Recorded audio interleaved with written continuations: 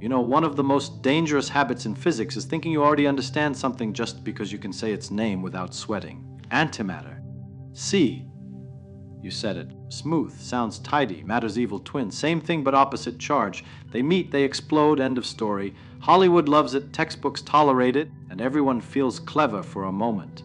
But the trouble starts when you ask a child's question, the kind we train ourselves not to ask anymore because it sounds naive. Why is there any matter at all? I don't mean, where did it come from, in a poetic way. I mean, if nature can make matter, and it can just as easily make antimatter, and the laws say they should be born in equal amounts, then why are you here asking me this question instead of being instantly annihilated by your mirror, image anti-you? That's not philosophy, that's bookkeeping. And the books don't balance. Here's the paradox that should make you uneasy. According to everything we thought we understood, the universe ought to be empty. Not mostly empty, completely empty. Or worse, a brief flash of light followed by nothing. Matter and antimatter should have wiped each other out like two equally matched armies, marching straight into each other with perfect symmetry and no survivors. Yet here we are. Chairs, coffee cups, stars, you, me, a whole universe that seems to have picked a side. Now that's already strange. But the real trouble, the thing that bothered me enough to keep me awake, was that the equations didn't notice anything strange. They were perfectly happy. Dirac's equations, beautiful things humming along, predicting antimatter as calmly as if they were predicting rain tomorrow. No warning label, no footnote saying, by the way, this implies the universe shouldn't exist. That's when you start to suspect that the problem isn't antimatter itself. The problem is the way we're thinking about time. Because buried inside those equations, quietly, politely, is a possibility so unsettling that most people treat it like a mathematical trick and move on. Antimatter, it turns out, behaves exactly like matter going backward in time. Not metaphorically, not poetically, mathematically. Now hold on, don't panic. I'm not saying antimatter is time travel in the science fiction sense. No DeLoreans. No paradoxes where you erase your grandfather. But when the equations allow you to reinterpret an antiparticle as an ordinary particle moving backward through time, you've stumbled onto something you don't just explain away with a shrug. Because if that's even partially true, then annihilation, the great fireworks show we all point to, looks different. It's no longer two things smashing together and disappearing. It's a single process viewed from two directions in time. One line going forward, another going backward. Meeting at a point we insist on calling no, because our brains are wired that way. And suddenly, antimatter isn't just rare stuff you make in particle accelerators. It's a warning sign. A little flag sticking out of the math saying, careful, your intuition about past and future might be parochial. Here's what really got me. We usually imagine time as this relentless conveyor belt. Past behind you, future ahead, and you, poor thing, stuck riding it forward whether you like it or not. But the equations, they don't care. They work just as well running forward as backward. The laws don't know which way time is supposed to go. So where did the arrow come from? Why do you remember yesterday and not tomorrow? Why does antimatter feel exotic and matter feel normal when the math treats them like reflections in a mirror that doesn't know left from right? This is where antimatter stops being a particle physics curiosity and turns into a philosophical grenade with the pin already pulled. Because if antimatter can be thought of as matter moving backward in time, then the universe we see, the overwhelming dominance of matter, might not just be an accident of initial conditions. It might be telling us something deep about how time itself broke its symmetry, about how the universe learned somehow to tell the difference between before and after. And that's the part everyone missed when they treated antimatter as just matter with opposite charge. The warning wasn't about explosions or energy. It was about causality, about whether the future is as real as the past and whether the distinction is fundamental or just a human convenience. So the question shifts. It's no longer, where is all the antimatter? The more dangerous question is, what did the universe do with time to make matter win? Because whatever the answer is, it isn't going to be comfortable. It's going to force us to give up something we like very much. Our certainty that time only flows one way, and that we understand why. And once you start down that road, you can't stop at antimatter. You're already halfway into a universe where cause and effect aren't as simple as we pretend, where the present is a negotiation between past and future, and where existence itself depends on the tiniest imbalance, one extra particle in a billion. That decided which way reality would tip. If you want, we can keep following that imbalance and see where it leads next. Good, because once you've let that uneasiness in, you might as well poke at it and see what jumps. Let me try to make this feel less abstract. Forget antimatter for a moment. Imagine you're watching a movie of two billiard balls colliding. One comes in, hits the other, they scatter. Perfectly ordinary. Now I rewind the film and play it backward. What do you see? Two balls that seem to know exactly where to go, rushing together, colliding just right, and sending one ball backward while the other speeds off. It looks odd. Maybe a little staged, but it doesn't look impossible. The laws of motion don't object. They don't shout, "Hey, that's illegal!" Physics at the microscopic level is like that movie. Run it forward, run it backward, the equations keep working. They don't have a preferred direction. That's already unsettling, but we've learned to live with it by saying, entropy. Disorder increases, that's why time feels one way. Fine, that works for warm coffee and melting ice cubes, but particles don't care about your coffee. Now take a charged particle, an electron, say, moving forward in time. Draw its path as a line on a graph of space on one axis, time on the other. It's just a line slanting upward, all very respectable. Now flip the interpretation. Imagine that same line, but instead of calling it an electron moving forward in time, you call it a positron, an anti-electron moving backward in time. Here's the kicker, the math doesn't blink. The charge flips sign, the probabilities come out right, and every prediction agrees with experiment. That's not philosophy, that's calculation. So you're faced with a choice. Either nature is pulling off an incredible coincidence, two totally different stories that give exactly the same answers, or there's something deeply wrong with our picture of what's really happening. I always preferred the second option. Coincidences make me nervous. Let's try another analogy. Suppose you're walking down the street and you see footprints in the snow. You instantly infer a past. Someone walked here earlier. You never ever think, these are footprints from the future walking backward toward me. But the snow doesn't know the difference. The laws governing how snow compresses under boots work just as well forward or backward in time. It's your interpretation that insists on a past and a future. Antimatter is like finding a set of footprints that force you to consider that maybe the story you're telling about time is incomplete. When we create antimatter in the lab, we don't see ghosts from the future or particles arriving early for appointments they haven't kept yet. We see tracks in detectors, blips on screens, numbers in notebooks. Everything behaves. That's why people are comfortable saying, that backward in time business is just a mathematical trick. But tricks are funny things. Sometimes they work because they accidentally reveal the truth. Here's a simple experiment you can imagine. You and I agree on a rule. We'll label all particles moving forward in time as matter, and anything that seems to move backward as antimatter. Fine, now we calculate an interaction, say, an electron and a positron annihilating into photons. From your perspective, two particles meet and vanish. From another perfectly valid perspective, a single particle changes direction in time, emits energy, and continues on. Same math, same predictions. Different story. Which story is right? That's the question people like to dodge by saying, don't ask what's really happening, just calculate. And that's good advice up to a point. But when the calculation itself whispers something strange about time, ignoring it doesn't make it go away. It just means you're not listening. What really bothered me was this. If antimatter is tied so intimately to time's symmetry, then the imbalance between matter and antimatter isn't just a particle counting problem. It's a time problem. Somewhere early on, the universe did something slightly unfair. Not much, just a tiny bias. One extra matter particle for every billion matter antimatter pairs. That's all it took. One lousy particle per billion. That's like flipping a coin a billion times and getting one extra head. Nobody notices at first, but let it run long enough, and suddenly you've got galaxies instead of gamma rays. So what caused the bias? We invent names, CP violation, broken symmetries, clever mechanisms that sound reassuring because they fit on slides, but naming something isn't the same as understanding it. What those mechanisms really say is, the universe doesn't treat time reversal quite as politely as we thought. It cheats, just a little, and cheating in physics is gold. That's where the secrets are. Think about it. If the laws were perfectly symmetric in time, there would be no preference for matter over antimatter, no preference for past over future, and no reason for now to feel special.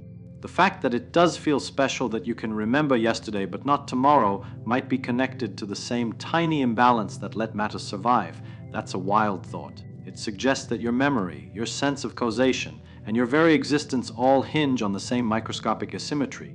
And suddenly antimatter isn't just something that annihilates in a flash of light. It's a kind of mirror held up to time itself, showing us what the universe could have been if it hadn't tipped ever so slightly in one direction. Once you see it that way, you can't help wondering whether time's arrow is fundamental or whether it's an emergent habit born from that ancient, almost accidental preference. And if that preference can be explained, really explained, not just parameterized, then we're not just doing particle physics anymore. We're probing why reality has a narrative at all. That's where things start to get genuinely uncomfortable, because the deeper you go, the harder it becomes to say whether the future is something that hasn't happened yet or something that's quietly there, participating in the equations, waiting its turn to be noticed. And once that idea settles in, the neat picture of cause first and effect later begins to wobble in a way that's impossible to ignore. All right, then let's lean into the wobble, because this is where the floorboards really start to creak. Up to now, you might still be telling yourself a comforting story. Okay, time symmetry is weird, antimatter is exotic, but causality is safe. Causes still come first, effects later. The universe may be subtle, but it's not that mischievous. That's a very human hope. I shared it for a long time. Then the experiment started to misbehave. Politely, of course, no explosions. Just small, annoying discrepancies that refuse to go away. There's a particular kind of particle called a neutral meson. That's very good at embarrassing physicists. You create one, it lives for a little while, and then it decays. Straightforward. But here's the trick. It can decay in two time, reversed ways, and if time symmetry were perfect, both ways would happen equally often. Flip the movie, and you shouldn't be able to tell which direction is correct. But you can, not easily, not dramatically, but undeniably. One direction happens just a tiny bit more often than the other. A bias so small you'd miss it if you blinked. And yet there it is, stubborn as a pebble in your shoe. This isn't about matter versus antimatter in bulk anymore. This is time itself playing favorites. Now I want you to notice something subtle. When physicists say time reversal violation, it sounds like time is being smashed or bent or torn. That's misleading. Nothing so theatrical. The equations still work. The particles still behave. It's more like the universe has a faint accent. Speak the equations forward in time, and they sound almost the same as backward, but not quite. A careful listener can tell the difference, and that difference matters, because if the laws themselves distinguish, even faintly, between forward and backward, then the idea that the future is merely the past waiting to happen starts to look shaky. The future isn't just unexplored territory, it's governed by rules that aren't perfectly symmetric with where you came from. This is where antimatter's warning deepens. If antiparticles can be treated as particles moving backward in time, but the universe slightly disfavors that backward motion, then antimatter was doomed from the start. Not dramatically exterminated, just gently discouraged from becoming dominant. It's like rolling marbles on a table that's almost perfectly flat, but tilted by a hair. Over time, every marble drifts the same way. No force you can feel, no slope you can see, but the outcome is inevitable. That tilt might be the reason you exist. Now here's the part people don't like to talk about, because it messes with our sense of control. If the laws allow processes that look mathematically like influences running backward in time, just slightly suppressed, then causality isn't as one way as our intuition insists. Not in the everyday sense of, I knock over a glass, then it breaks. That's safe. Entropy protects us there. But deep down in the quantum bookkeeping of events, the distinction between cause and effect blurs. Let me put it this way. When you calculate a particle interaction, you don't specify a cause and wait for an effect. You specify boundary conditions, what comes in and what goes out. The math connects them symmetrically. The story of this caused that is something we layer on afterward because it matches our experience. But the universe doesn't write stories. It solves equations.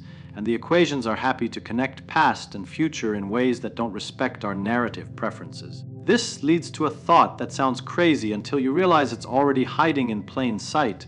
Maybe the present is not produced solely by the past. Maybe it's constrained by the future as well. Not determined by it in some fatalistic, crystal ball way, but shaped by it the way a bridge is shaped by both shores at once. Think about light taking the path of least time. It doesn't try every path and then choose. The whole path seems to be laid out at once, as if the photon already knows where it's going. We tolerate this because it works. We call it a principle, nod wisely and move on. But if that kind of logic applies more broadly, and the math suggests it might, then the clean separation between what has happened and what will happen isn't fundamental, it's emergent. A convenient approximation that holds for warm, noisy, macroscopic things like us. Antimatter is what happens when that approximation cracks. Here's what really seals it.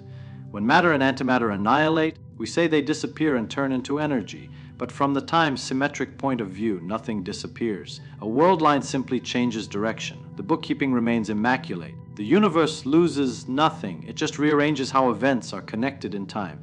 So what we call annihilation is less like destruction and more like a rephrasing. A a sentence rewritten in reverse tense.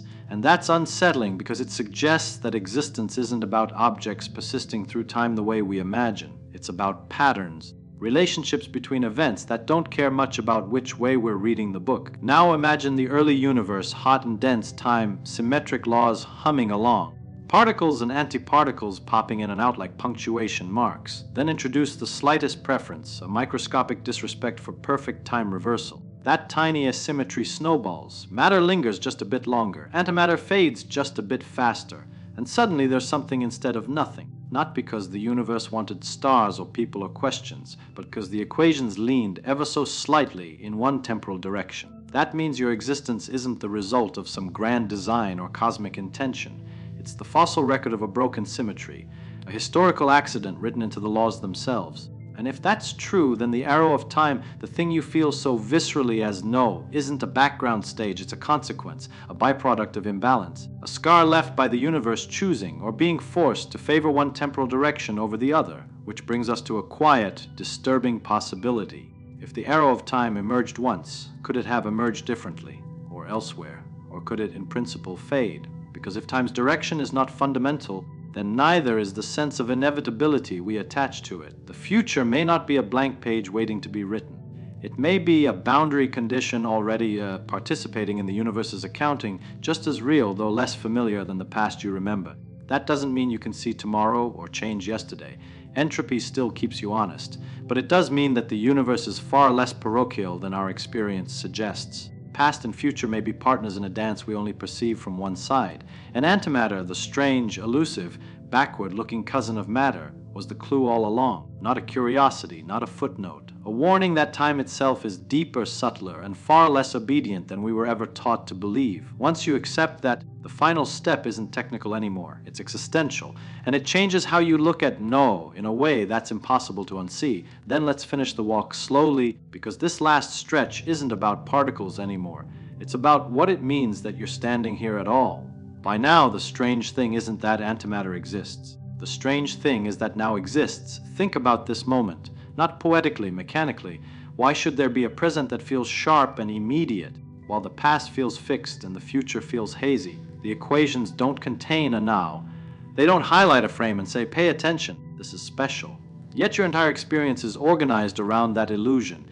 And it probably is an illusion, a very useful one. If the universe were perfectly time-symmetric, there would be no reason for experience to pile up on one side of an event, no reason for memory to point backward and anticipation forward. Consciousness itself, as a process that accumulates records, depends on time having a direction. So the same tiny asymmetry that let matter survive may also be what made experience possible. That's a sobering thought.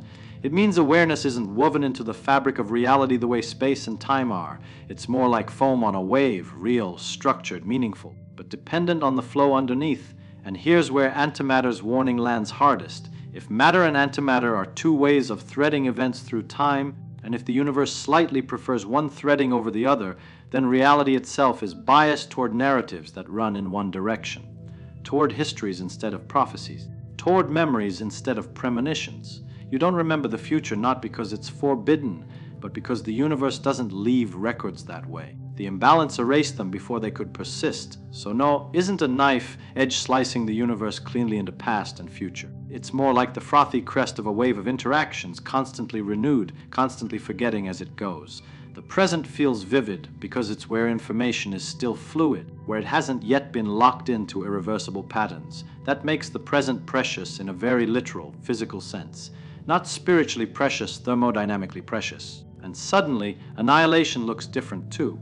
When matter meets antimatter and turns into light, we say something has ended. But from the deeper view, nothing ends. The story just stops being tellable in the way we're used to. Photons don't carry the same kind of memory. They don't remember where they came from. They just go. So complexity dies not because the universe destroys it, but because time's arrow refuses to support its bookkeeping any longer. That's why stars burn out. That's why civilizations fade. That's why even questions like this one won't last forever. Not because the universe is cruel, but because it's indifferent to narratives. And yet, here's the punchline that always makes me smile. The same laws that allow this indifference also allow curiosity. You are a temporary loophole, a configuration of matter that, thanks to a microscopic asymmetry billions of years ago, can look back and ask, how did this happen? The universe doesn't ask questions, but it produced something that does. That's astonishing. Antimatter reminds us that the universe didn't have to turn out this way. There's a version perfectly allowed by symmetry, where time has no arrow, where matter and antimatter cancel flawlessly, and where nothing ever wonders about anything. No stars, no mistakes, no memories. That version is cleaner, but we don't live there. We live in the slightly messy universe, the one with a bias, the one where time limps instead of gliding, the one where an excess of one particle in a billion snowballed into galaxies, chemistry, life, and eventually someone staring at the ceiling wondering whether the future is already written somewhere. And maybe it is, partially. Maybe the universe is constrained from both ends, past and future, like a melody that only makes sense when you hear the whole phrase. But if that's true, it doesn't rob you of freedom. It reframes it. You're not a pawn being pushed forward in time. You're part of a structure that only exists because of the tension between what was and what could be. That's not fatalism. That's participation. So antimatter's deepest warning isn't about danger or destruction. It's about humility. It tells us that our most basic intuitions about time, causality, and existence are local customs, not universal laws, useful, reliable, but not sacred. And that's a wonderful thing, because it means there's still room to be surprised. Still room for the universe to whisper, through a minus sign in an equation or a rare decay in a detector, "You're not done understanding me yet." As long as that whisper exists, the story isn't over. It's just moving very slightly, very stubbornly in one direction.